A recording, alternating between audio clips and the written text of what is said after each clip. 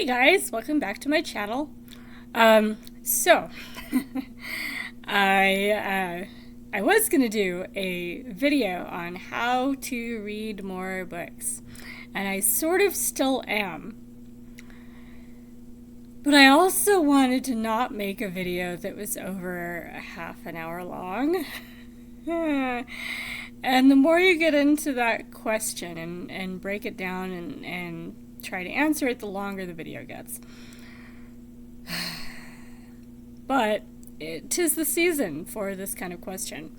So I'm going to try and keep this one short, and I will talk about it more as we go forward through 2024.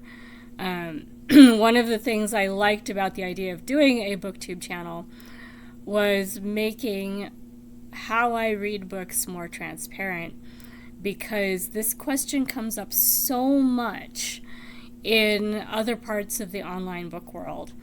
And I am one of those people that reads hundreds of books a year, easily. So talking about how that works, why it works, when it does or doesn't work, all of that is, it's complicated. It's my lifestyle and that of other people, because not everyone who reads a ton of books every year does it the same way.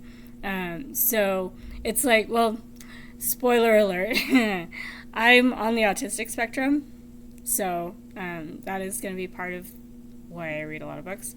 But one of the things they say about people with who are on the autistic spectrum is you meet one person with autism, you've met one person with autism. There's so many differences that you can't make a lot of broad sweeping generalities about autistic people. Same thing with people who read a lot of books. There's so many different circumstances, so many different ranges of what people are reading and how they're reading and why, that when you talk to someone who's answering this question, you're getting how they do it. You're not getting how everyone should do it. All right, so in easy steps, how do you read more books? And for this, I made notes. I never make notes. I never follow script. You guys know that. I'm all over the place. This is an attempt. So how do you read more books? Step 1, own books. Step 2, have a book handy. Step 3, have alternate books on hand. Step 4, use bookmarks. Step 5, talk about the books you are reading. And step 6, instead of blank, read a book. So in easy to follow instructions, that is how to read more books. And for a lot of people, that's still not going to make it easy for them to read more books, for reasons. Because most people's lifestyle is the way it is for reasons.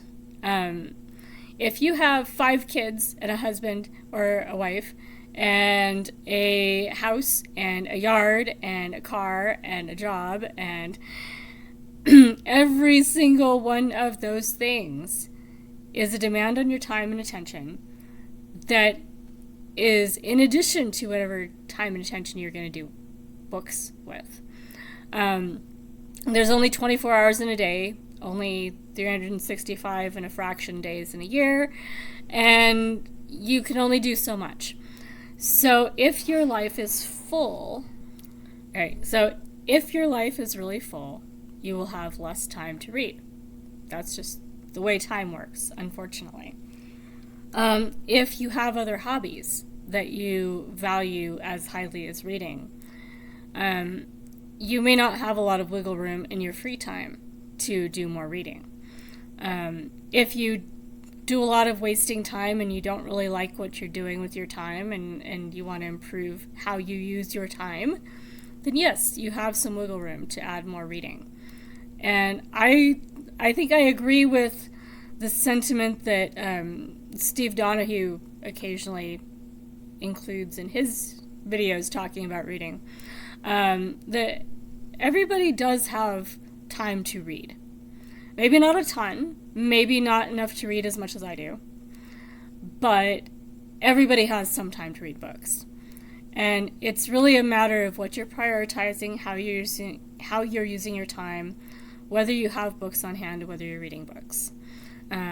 All of that is lifestyle choices and choices you're making every day and how you're using your 24 hours. So before you set out with a goal for 2024 that you're going to read a ton of books, stop and think, why am I reading a ton of books? Is this for me because I really want to read a ton of books? Is this to keep up with somebody else? And why am I needing to keep up with somebody else? Do I have some idea that reading a ton of books makes me a better person? It doesn't necessarily. Reading books does actually help with developing empathy and understanding about the world. One of the bits of advice that people on the autistic spectrum get occasionally is to read novels, because we tend to have an inadequate sense of social situations and how to act with other people, and social rules and social roles and that kind of stuff. If you read a lot of novels, you get a lot of models in your head for how to do stuff in social spheres. So then when you're in real life and you have to deal with a social problem, you've read a few novels where they dealt with that and you have some idea what to do. So that actually is advice for autistic people. All right. This is also an experiment in pausing and restarting recording, so we'll see how this video works. There's a lot of interruptions today.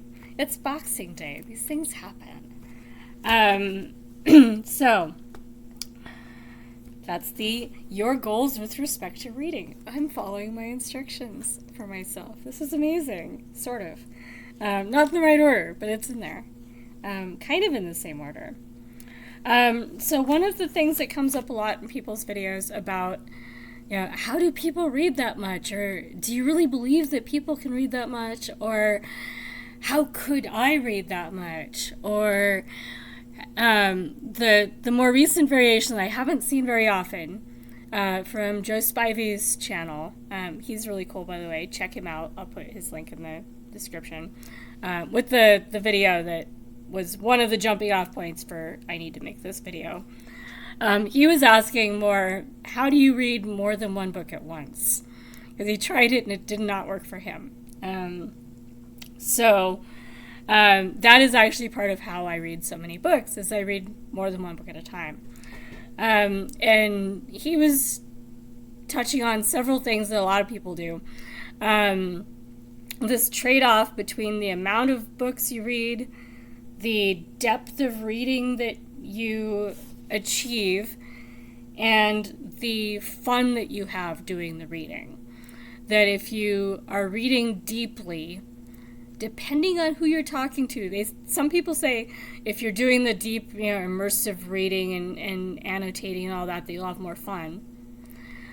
Some people, not so much. I can't imagine annotating some of the books I read. What would I even, why? So it really depends on the kinds of books you're reading. If you're reading the kinds of books that are discussed, if you're reading the kind of books that are discussed in a channel like Tristan and the Classics, those kinds of books, yes, you're probably going to take notes, you're going to annotate, you're going to discuss with the author in the margins what you're reading. And you might get more out of it by doing that, if it works for you. Not everybody finds that actually helps, and certainly not for every classic even. Not all classics are, densely packed and need to be unpacked carefully, paragraph by paragraph. A lot of classics are just fun books that have stood the test of time, that were written to be fun, that are written to be enjoyed, and you read them for enjoyment.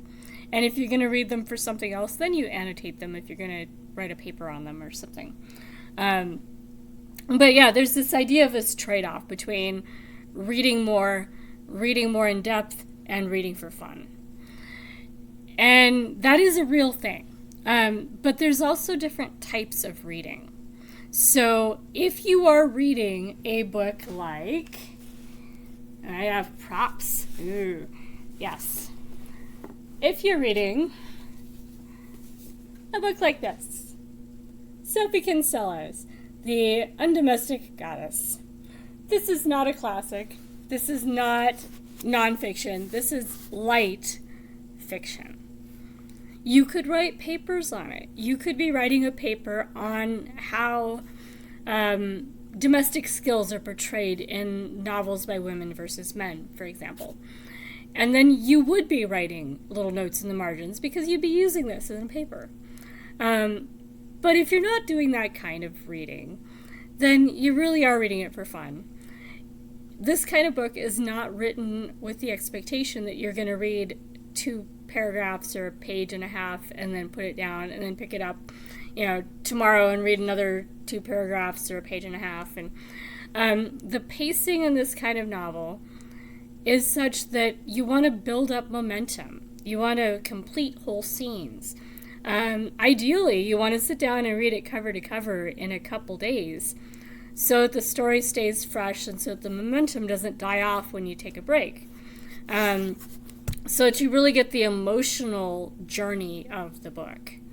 That's a very different kind of reading from something like this one, which I will be rereading in January along with all the other books on China that I've pulled for January.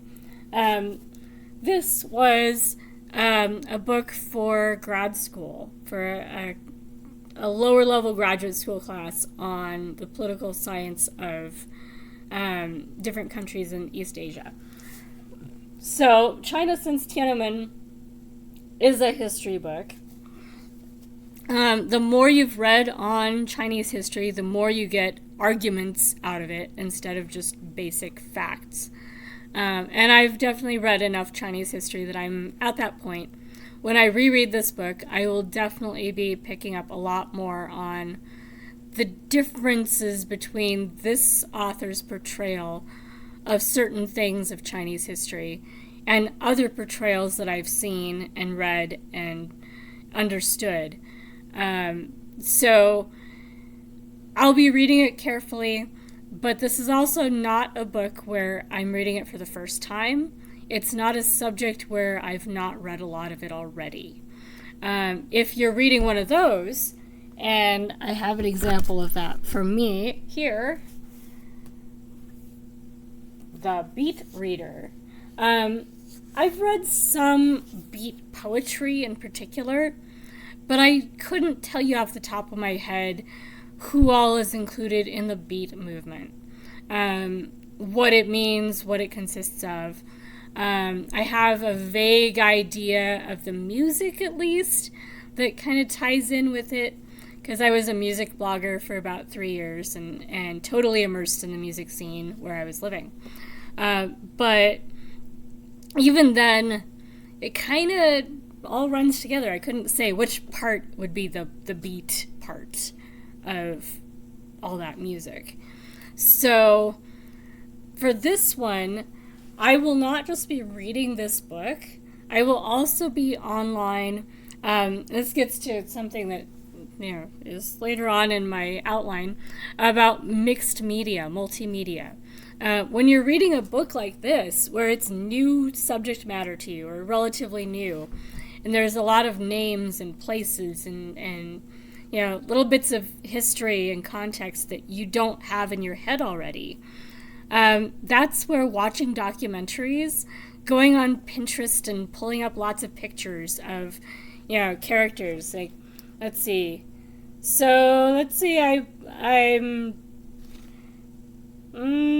Enter Neil Cassidy. Who's Neil Cassidy? So if I'm reading this part of this book, I would be Googling things about, Neil Cassidy. Who the heck is this person? Is this a fiction character? Is this a person? I actually don't know at the moment because I haven't started this book yet. I would be pulling up old photographs. Pinterest is one of my favorite social media sites to go for this kind of thing, because there are a lot of old photos on various Pinterest accounts that it's a great place for pulling up just a visual of the street scenes for the time period, and pictures of the people that are being mentioned. There's a lot of pictures of authors and poets and artists with their cats, even, which I really like. So I will be reading this in a very different way from the other two books I just showed you. This one's going to be slower going. I'll still finish it probably in about a week or 2 weeks. But during that week or 2 weeks, I'll be reading other things in between the different chunks. I'll probably read, one segment of this book at a time, digest it, watch videos, read other things, read the Wikipedia, that kind of thing, and then go back and read the next section. So it's more of an immersive experience, but I'm not so hyper-focused that this is all I'm doing. I can do that. Being on the autistic spectrum, I totally could.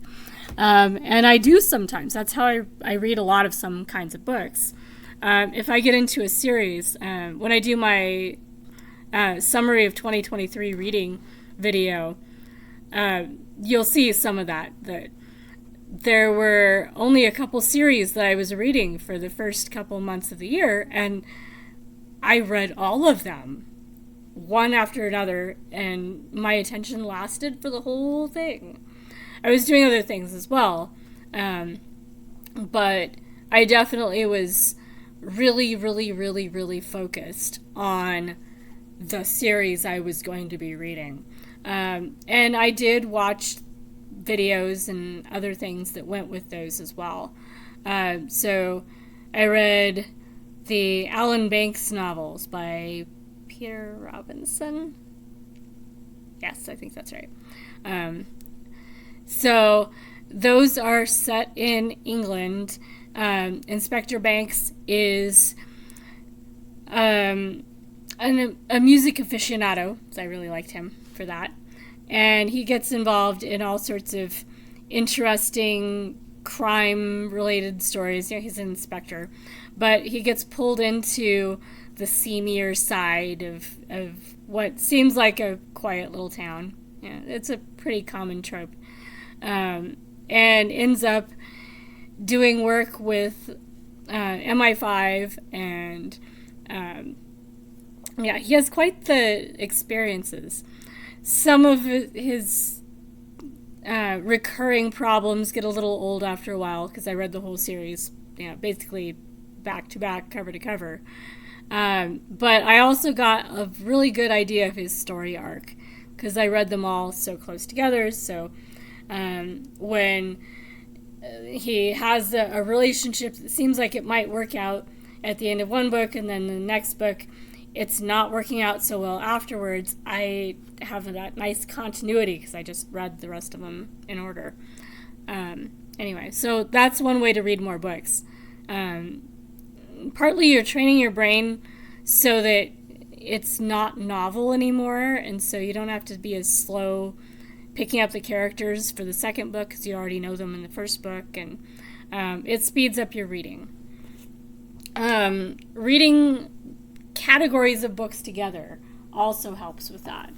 So one category of books that I have stacked up here that was in order and is totally not now. So let's get these together. One category of books I read and reread occasionally, connected with what I did in grad school, is political theory. So these three books are all theory books. The Hannah Arendt book, The Human Condition, and the Bruno Latour book, Politics of Nature, are books that I read in grad school and kept because I wanted to read them again. They had elements in them that were topics I'm interested in, perspectives I found valuable, so I knew I would want to reread them again in future contexts. And then the top book, Emergence, is a concept that I've been fascinated by kind of in the realm of chaos theory and complexity that I was really into when I got into college initially. And I keep going back to those concepts. This idea that in a complicated system that seems chaotic or messy, patterns do emerge and they do build up over time. And emergence is like how these patterns come about. And there's math that can be done with it, but these concepts go through all the different fields I'm interested in. So if you learn them in biological sciences, those same structures of ideas work in social sciences as well. I love that kind of stuff. So when I read Emergence, I will probably also reread at least the Bruno Latour book. I'm not sure if Hannah Arendt will be in that same group because she's more different kinds of social theory. So I might read her when reading things about one of the world wars or something along those lines. She gets more into human rights sort of stuff rather than metaphysics and broad scale structural things. But reading multiple books in a subject matter or a theme speeds up your ability to finish the books that you're reading in that theme. Because your brain's already kind of in that mode. You don't have to switch gears all the time. That's why reading series is easy. But you don't have to have it be a series. It can be just a topic. So one of the other topics that I have for next month is I'm going to be reading A.S. Byatt. So here's Possession by A.S. Byatt. And I'm also going to be probably reading A New History of India alongside the A.S. Byatt books. I have another one in my TBR behind me. So just a little theme. And I've read quite a few books set in India, either about Indian history or about Indian socioeconomic stuff. So it's not a new subject to me. I won't be reading it with all the extra props that the Beat Reader book would require. But I will probably be pulling up pictures. I'll probably do a Tumblr for Indian stuff while I'm reading these books. That's one of the mixed media or multimedia things that I do that for me makes it more fun when I'm doing these themes, that allows me to get even more out of stuff. I'm pulling ideas together, pulling images together, and putting them into something. If you use... I have the idea that Storygraph has ways of doing things that would be similarly satisfying. I haven't gotten into it yet, but if you're using Storygraph, there might be ways to use it for this kind of thing. I'm not sure. Some people have said that. Don't quote me on that one. It's a new medium that I'm going to be playing with next year to see what I can do with it. But Pinterest and Tumblr are great for drawing together what's already been uploaded by other people with what you're reading and kind of making a mood board or a scrapbook. Scrapbook is a good idea for that. So anything that can make the book you're reading not just an isolated standalone book will improve not just what you're getting out of it, but also how quickly you can get through it without getting bogged down. And especially for more difficult reading, when you get bogged down is when you put the book down and move on to something else. So if you can find things that kind of smooth the transitions into parts that you like better, you're more likely to finish the book. And it's just fun to have all that, auxiliary stuff going on. Social reading is a great trick for reading more books. Not only do you get a lot more books for your TBR, which a lot of people complain about while enjoying it at the same time, but you also can get an idea of whether your interpretation of a book is something other people agree with or not. So I'm going to eventually reread Jane Austen. I'm not into books about marriage and families and where that's the theme of the book. I would much rather read a nonfiction book about astrophysics than I would read a book about people wanting to get married and going to parties. Yeah, that's just me, my personality, and my lifestyle. Just, yeah. But I watched some videos on YouTube about the world of Jane Austen. Lucy Worley? I don't remember her name offhand right now. But there's some really good videos that are on YouTube from, I think, the BBC about the world of Jane Austen that put those books for me into a different context that I hadn't really had in my head when I was reading the Jane Austen books before. I read Pride and Prejudice last of Jane Austen's books, after I'd already read all of the rest of them, including Sanditon. Although I guess I did read Lady Susan and the Waltons this year, but it wasn't novels. It was novellas in a collection. But yeah, so those and Pride and Prejudice were the last ones I finished by Austen. And I read Northanger Abbey and Mansfield Park in middle school, which was a long time ago. So I need to reread them because in the decades since middle school, my understanding of all sorts of things has developed differently. I've had relationships. I've had people that might have been spouses, and so I can relate more to some of the stuff that when I was in middle school I certainly could not. And I can also understand more the bits that are going on around the main, parties and getting married thing. There's a whole social world in those books that is saying a lot more than just these people are going to get married or not. So basically, talking to other people, getting other people's perspectives on books that you are reading will improve your ability to get through the books and get something out of them.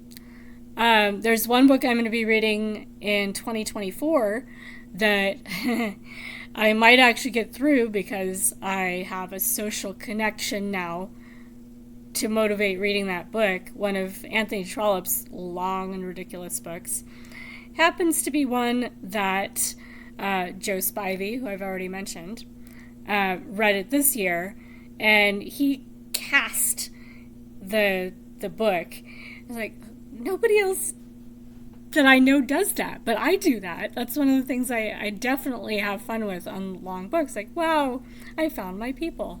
But now I want to see, without looking again at what his casting is for a while, so I can forget what he chose. I want to read that book and see how our movies of the book differ. So what is it going to look like in my version versus his version? Is it going to look like the same book? Probably. But there will be some differences, guaranteed. Partly I'm a woman, he's a man. And so our readings of Trollope are going to be slightly different just because of our basic perspective reading the book. He's in Britain and I'm in the US. That's also going to have a big impact. I've been to Britain for 3 weeks, like 20 years ago. So I've been there. That is not the same as being very familiar with the culture. So there will definitely be some things where my reading of that book is different from his reading. But now I've got that motivation. Now I want to see how my reading differs from his reading. So Trollope being one of those authors that I have a hard time getting into usually. That is the sort of social interaction that's going to make it, for me, a little bit more approachable to read a disgustingly long book of Trollope. I did actually finish Can You Forgive Her? And He Knew He Was Right, which are both ridiculously long Trollope books. So I've made it through them without that social extra, but I have a feeling this one might be a little bit more fun because it's not just me closeted alone with a big book that I'm not looking forward to. That's a huge, trick that you guys can all benefit from. BookTube has so many people who read so many different books. I found my people, and they read long books that I also happen to own and read for fun. But there are people that read what you read, even if the books that I read aren't always the things that you would be willing to invest time in. Find your people, and it will make your reading experience better and help you read more books.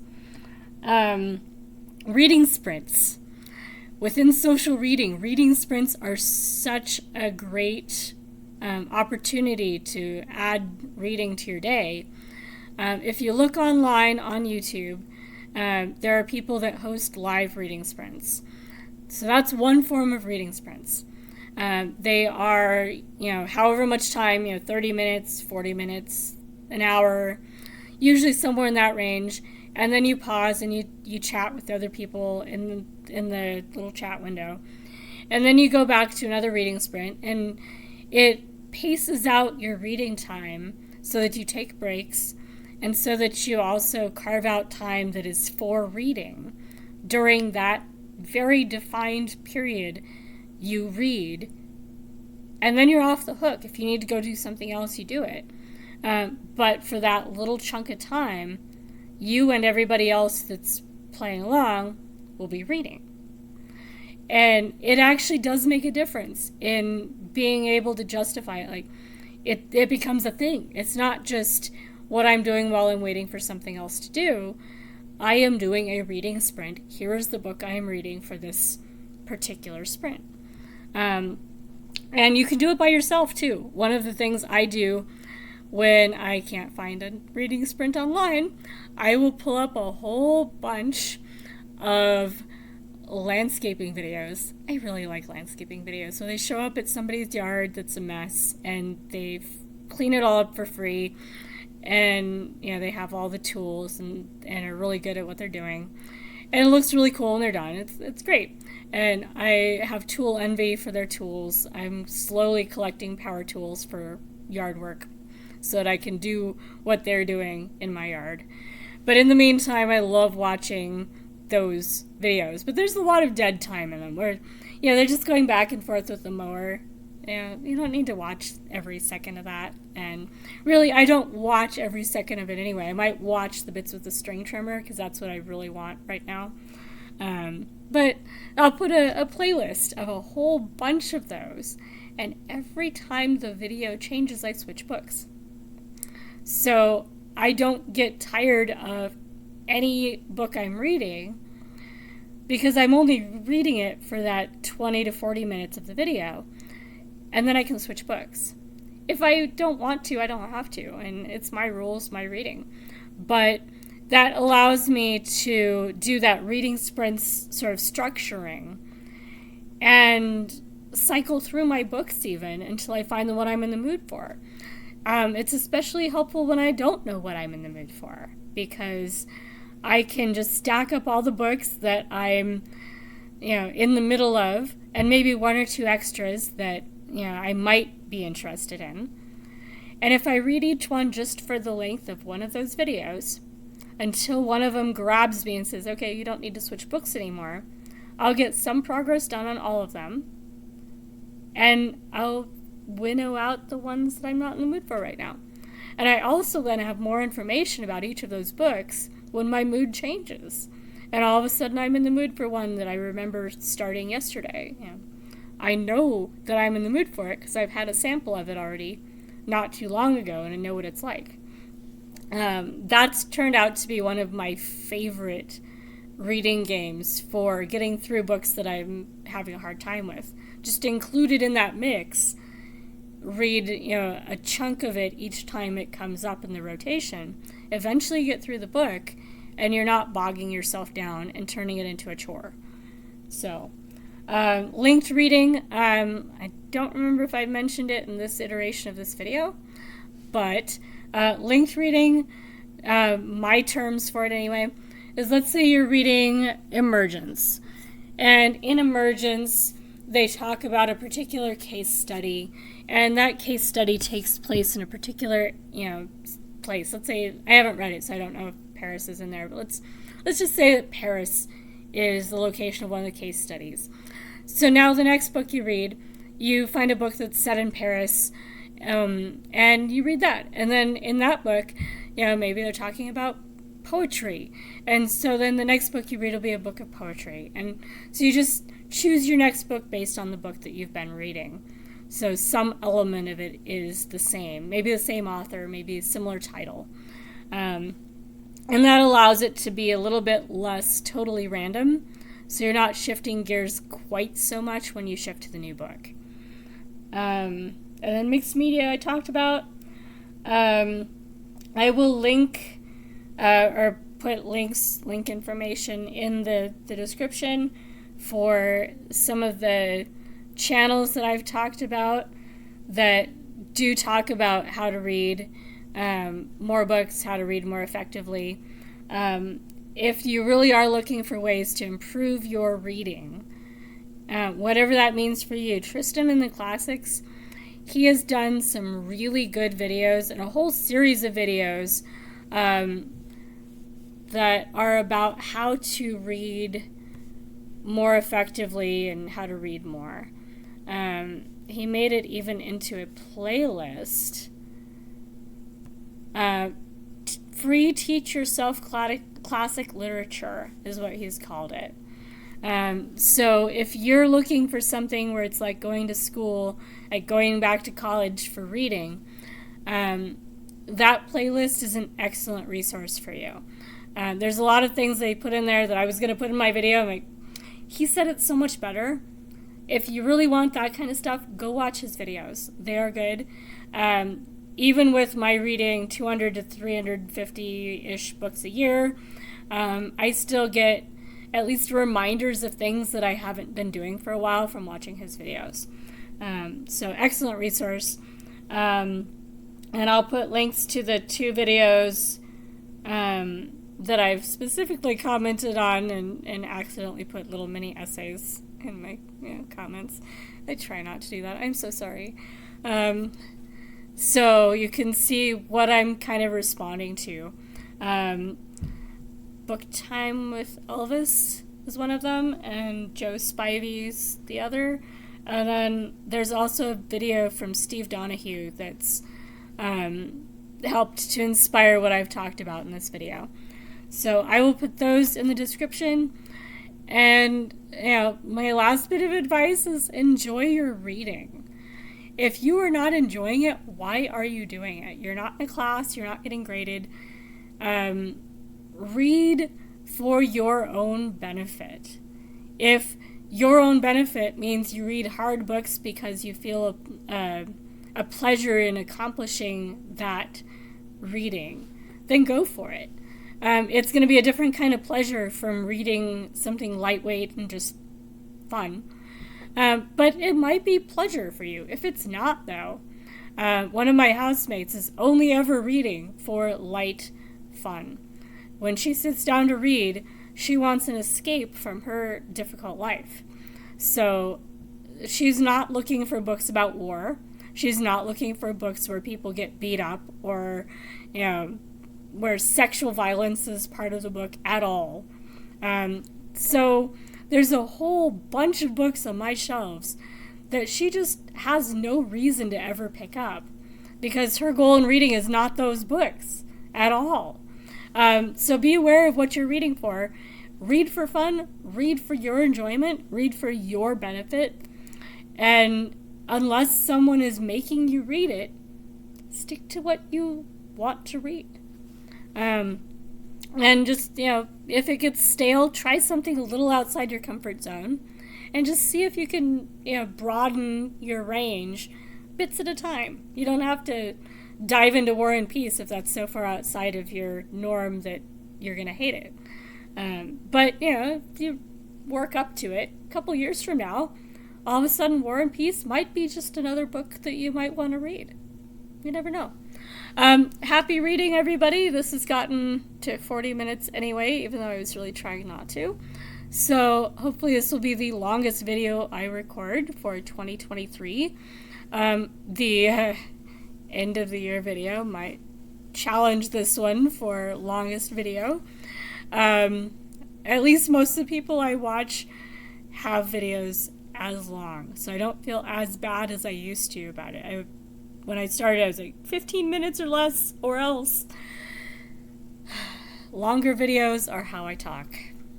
So, if you're still watching, thanks for watching. I hope you got something out of it.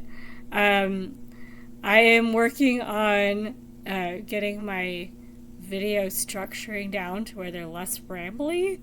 I don't know, given who I am and what I'm like, if that's likely.